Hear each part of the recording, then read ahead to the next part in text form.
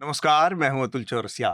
आपका खर्चा आपकी चर्चा हफ्ता दर हफ्ता हम एक बार फिर से लेकर आए हैं न्यूज़ लॉन्ड्री का हिंदी पॉडकास्ट एनएल चर्चा में आज हमारे साथ 4 मेहमान हैं। 2 लोग ऑनलाइन जुड़ रहे हैं, 2 लोग हमारे साथ स्टूडियो में हैं। स्टूडियो में हमारे साथ रवि नायर हैं, सीनियर जर्नलिस्ट हैं, organised crime and corruption reporting project OCCRP से जुड़े हुए हैं। रवि, बहुत बहुत स्वागत। Thank you. और इसके अलावा हमारे साथ स्टूडियो में आनंद वर्धन, हमारे न्यूज़ लॉन्ड्री के साथी। आनंद, आपका भी बहुत बहुत स्वागत है। नमस्कार। और जो 2 लोग जुड़ रहे हैं ऑनलाइन, उसमें हमारे एडिटर इन चीफ रमन कृपाल, स्वागत है सर। हेलो, नमस्कार। और साथ में स्मिता शर्मा जुड़ रही हैं हाय। ऑनलाइन। स्मिता ने पिछले हफ्ते हमारे लिए बांग्लादेश से कुछ रिपोर्टिंग की थी। हम बातचीत को आगे बढ़ाएं उससे पहले एक आप लोगों से बहुत ज़रूरी अपील। हमारा नया एनएल सेना प्रोजेक्ट है जो कि गज़ा में हमास और इजरायली फोर्सेस के बीच में चल रही लड़ाई के 1 साल पूरा होने के ऊपर है हमारा नया एनएल सेना प्रोजेक्ट, जिसे श्रीनिवासन जैन अपनी टीम के साथ करेंगे। ये एनएल सेना प्रोजेक्ट जारी है, इसमें आप अपने मनमाफिक रकम का योगदान करें। इस एनएल सेना प्रोजेक्ट को जल्दी से जल्दी पूरा करने में हमारी मदद करें। 1 साल पूरा होने के मौके पर हम ग्राउंड ज़ीरो से इसकी विस्तार से कवरेज करेंगे। हम सबसे पहले बातचीत का जो विषय है वो माधवीपुरी बुच, जो कि सेबी की प्रमुख हैं, उस मामले से करते हैं। रवि, मैं आपसे शुरू करना चाह रहा था इस बातचीत को कि लगातार एक के बाद एक जानकारियां आ रही हैं, लेकिन देखा जाए तो माधवीपुरी बुच की तरफ से एक अडानी, जब हिंडनबर्ग रिसर्च की रिपोर्ट आई तब एक उन्होंने एक स्टेटमेंट जारी किया था कि उनका कामकाज बिल्कुल खुली किताब की जिस तरह से है और जो भी लेन देन है वो सब वो एक इंडिपेंडेंट सिटीजन के तौर पर, नागरिक के तौर पर उन्होंने जो किया था सीबी में आने के बाद। इसके बाद से लगातार कई आरोप लगे और कांग्रेस पार्टी ने जो डॉक्यूमेंट जारी किए हैं जिसमें ये आरोप अब लग रहे हैं कि वो ICICI से वेतन भी ले रही थी और सेबी के पद पर भी थी। तो लगातार कॉन्फ्लिक्ट ऑफ इंटरेस्ट का मामला जो है वो बढ़ता जा रहा है, पर ना तो माधवीपुरी बुच की तरफ से कोई स्टेटमेंट उसके बाद से क्लियर इस पर सफाई आई है और ना ही केंद्र सरकार की तरफ से कोई सफाई आ रही। वित्त मंत्रालय भी कमोबेश इस पर चुप्पी साधे हुए। तो इस सब स्थिति के मद्देनजर आपको क्या आकलन है कि क्यों ऐसा हो रहा है इसमें? If you look at ICICI Bank's annual report, she resigned from ICICI Bank as the head of consumer and corporate banking in 2009. In May 2009, March 2009, she resigned. In April, she joined ICICI Securities. She resigned from ICICI Securities with effect 30th April 2011. Okay, 2 साल. 2 साल. And she went to Singapore. She cited personal reasons. But some news reports from that time, it suggests that she was on a sabbatical. So sabbatical means it was a paid leave or non-paid leave, we don't know. Okay. But she moved to Singapore and she joined a fund that is Greater Pacific Capital, in which the current NSA, National Security Advisor, Ajit Doval's son, Shaurya Doval, was a part of. Okay. So she joined there. And on that time, it was widely published that she went to Singapore to set up the office of Greater Pacific Capital in Singapore and operationalize it. Okay. But according to ICICI, they're saying that she was on sabbatical, so they kept paying her till 2013. On what capacity, we don't know. Right. Technically, if you look at annual reports, because ICICI is a listed company, so they have to publish expenditure, whatever. Yeah, and if she is a senior employee, they have to. But 2011 के बाद ICICI के annual reports में है नहीं ये. Now, रिटायरल benefits हर साल मिलता है कि एक बार? मतलब मैंने तो, हम लोगों ने भी छोड़ा होगा, बहुत सारे लोगों ने यहाँ पे कंपनियों में काम किया होगा, छोटी मोटी नौकरियों में, तो मतलब उसके हिसाब से तो रिटायरल बेनिफिट कितनी बार मिलता है? एक ही बार. हर साल एक बार मिलेगा या 10 बार मिलेगा? उनकी पूरी एक लिस्ट है, वो हर साल कुछ न कुछ करोड़ में विड्रॉ कर रही हैं। तो ये इसको ICICI के इस बयान को मतलब कितनी फेस वैल्यू पर रखा जाए इस नजरिए से? In my opinion, okay, and anyone who used the logic to think whatever ICICI put out was a crap. From 98 to 2011, she was withdrawing 1.5 crore annually average. Okay, so that is 18 crore. 18 crore, हाँ. So suppose your CTC is 18 crore how do you get 33 crore in retirement benefits? Retirement I mean, benefit. Right. I don't know how to calculate that. Right. दो तरह की इसमें investigation है। एक तो उसके financial interest, stock interest, जब वो सेबी की चीफ है वो एक अलग है। दूसरा, वो जब अडानी को इन्वेस्टिगेट कर रही है तो एज सेबी चीफ वो हेड, तो उसको अपने आप को रिक्यूज करना चाहिए।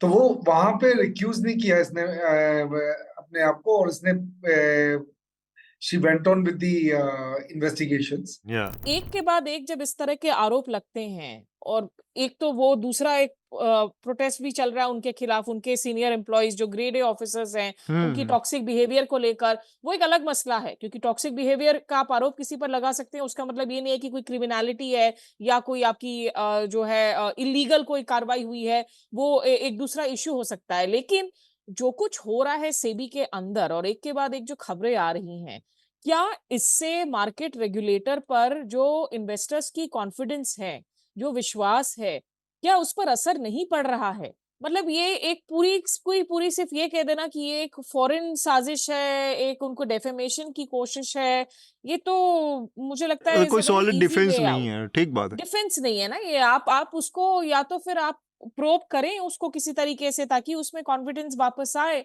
और दूसरा, मुझे लगता है कि पूरा एपिसोड ना वापस से इस बात को उजागर करता है कि इंडिया में किस तरीके से जो पिंक पेपर्स हैं, बिजनेस पेपर्स की इन्वेस्टिगेटिव जर्नलिज्म आज की तारीख में खत्म हो गई है। मतलब ये मामले तब आ रहे हैं जब हिंडनबर्ग एक शॉर्ट सेलर की तरफ से रिपोर्ट जारी किया गया, या कांग्रेस पार्टी की तरफ से डॉक्यूमेंट आ रहे हैं। पिछले 10-12 सालों में मतलब हम भूल गए हैं देखना कि जो बिजनेस न्यूज़पेपर्स हैं भारत में, जो बिजनेस संगठन हैं, वो सीरियस बिजनेस इन्वेस्टिगेशंस कर रहे हो। मतलब आप अगर CWG के आरोपों को, 2G के आरोप को आज की तारीख में आप हाइंडसाइट पर देखें तो इतने फॉल्टी नजर आते हैं वो आरोप। उन आरोपों को अगर आप इतनी सीरियसली ले रहे थे, उनको भी उस वक्त की ऑपोजिशन उठा रही थी, उनको आप सीरियसली उठा रहे थे, मीडिया में दिन भर उन खबरों पर बातचीत हो रही थी। आज जो सेबी के अपने लोग प्रोटेस्ट कर रहे हैं, वो खबरें तो खैर मुख्यधारा की मीडिया में है ही नहीं, वो इक्का दुक्का चैनलों पर शायद दिख जा रहा है, रीजनल चैनलों पर। लेकिन जो सीरियस इन्वेस्टिगेशन जो रुख होना चाहिए अखबारों का, आप एक दो को छोड़ दे तो वो नजर नहीं आ रहा है। वो मेरे लिए और ज्यादा प्रॉब्लमैटिक है इस पूरे एपिसोड से। हिंडनबर्ग का जो फ्रेश बैच ऑफ जो एलिगेशंस आया, इससे 3-4 महीने पहले जाइएगा तो भारत में भी कुछ समाचार पत्रों में ये हिंडनबर्ग पे भी एक कॉन्फ्लिक्ट ऑफ इंटरेस्ट का आया था। वो चाइना से लेकर इंटरेस्ट को कि इज़राइल में कोई पोर्ट है, हैफा पोर्ट, वहाँ पर इनके इन्वेस्टमेंट्स थे, वो बैडली डैमेज्ड हुए थे, इसलिए ये अलग तरह से इसको ले रहे थे। तो वो खासकर छोटे रिटेल इन्वेस्टर्स के नज़रिए से देखें तो सेबी एक ऐसी संस्था है जिसके इकबाल से बहुत सारे लोगों का सेंटिमेंट, जैसा स्मिता ने कहा कि सेंटिमेंट मार्केट का उस पर डिपेंड करता है, लोगों की, बहुत छोटे छोटे लोगों की बड़ी गाढ़ी कमाई, मेहनत की कमाई उस पर डिपेंड करती है। तो वहाँ पर इस तरह की कोई सड़न का अगर इशारा आ रहा है तो ये एक और बड़ी चिंता का, क्योंकि किसी दिन ऐसा हो सकता है कि कुछ लोग पूरी तरह से बर्बाद हो जाए कुछ गड़बड़ियों की वजह से।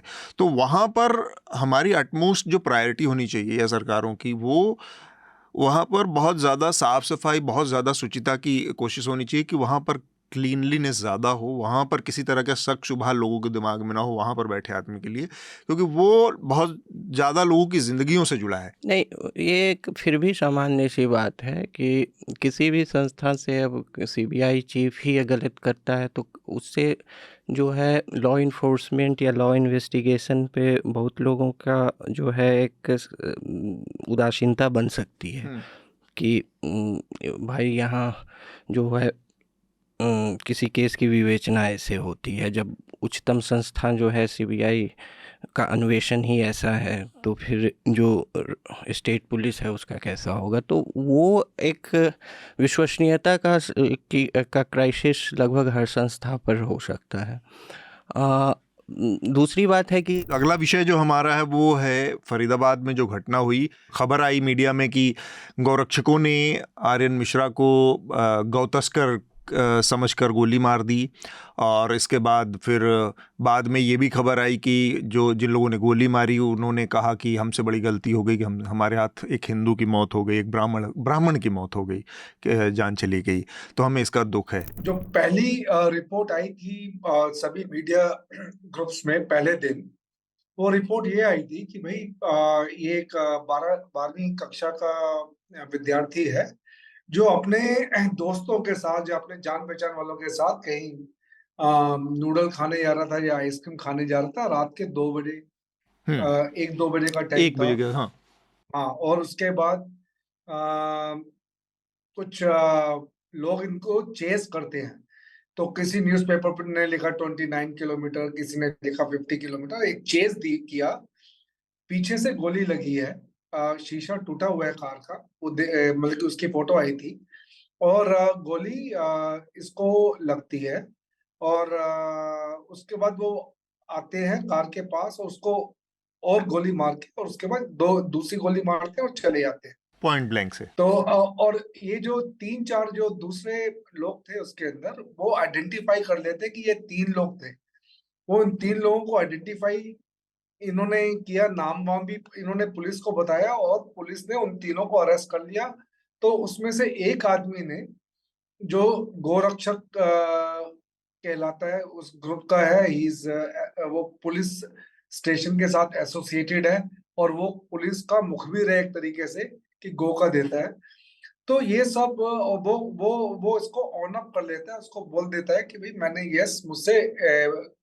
मुझे ये खबर आई थी कि ये इसमें जो काओ के स्मगलर है। हाँ। और मैंने इसलिए इसको मार दिया और मुझसे गलती हो गई, ये हुआ था।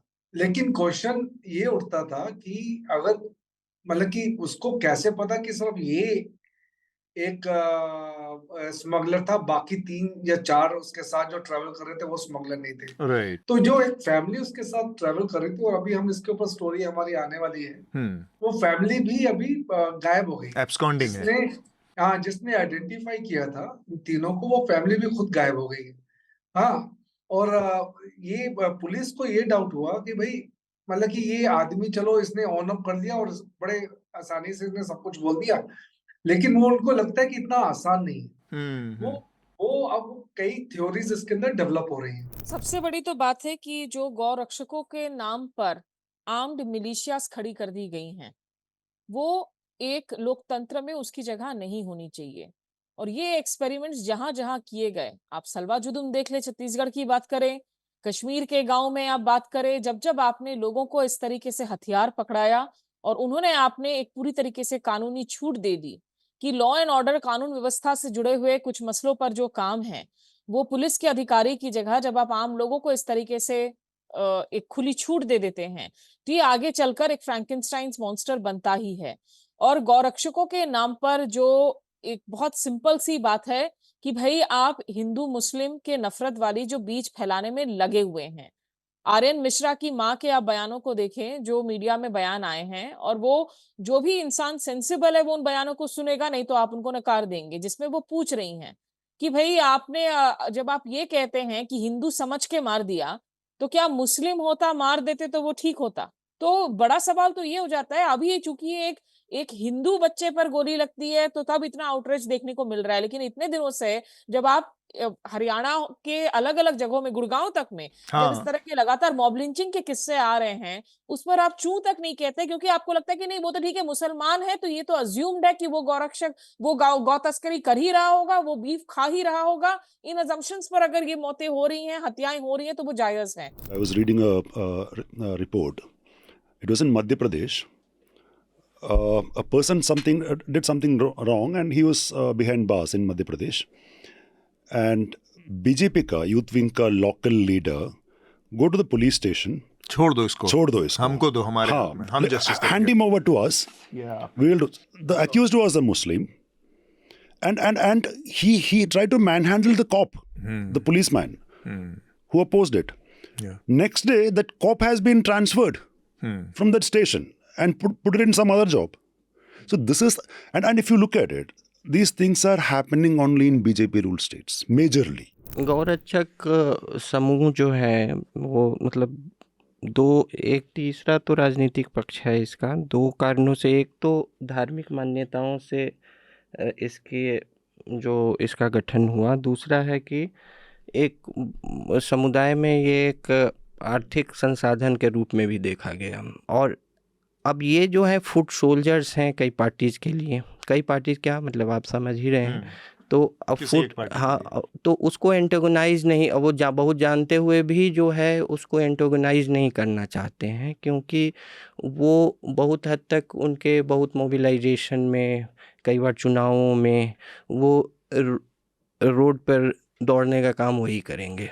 तो अब इन एलिमेंट्स के बहुत वायलेंट नेचर को भी देखते हुए कुछ वही जो पार्टी जो है वो उसको एंटेगोनाइज नहीं करना चाह रही है। जैसा इन्होंने मध्य प्रदेश की घटना बताई, तो वो हो सकता है स्थानीय लेवल पे बहुत छोटा नेता हो, लेकिन अब उसको एंटेगोनाइज नहीं करने की इनकी व्यवस्था क्या है कि इनकी व्यवस्था यही है कि समय पर काम आएगा।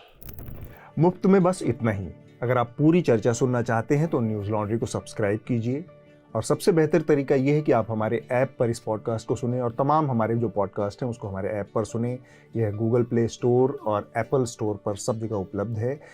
न्यूज़ लॉन्ड्री किसी भी तरह का विज्ञापन नहीं लेता, ना किसी राजनीतिक दल का, ना किसी सरकार का, ना किसी कॉरपोरेशन का। हम सिर्फ और सिर्फ कोशिश करते हैं कि पब्लिक इंटरेस्ट का जर्नलिज्म करें, पब्लिक जनहित की पत्रकारिता करें, और इसके लिए लोग इसमें इन्वेस्ट करें, लोग पत्रकारिता में निवेश करें। उसका तरीका है सब्सक्रिप्शन। तो सब्सक्रिप्शन के हमारे टैग पर जाइए, वहाँ पर अपनी मनचाही रकम पे कीजिए और न्यूज़ लॉन्ड्री का सब्सक्रिप्शन लीजिए, और गर्व से कहिए, मेरे खर्च पर आज़ाद हैं खबरें।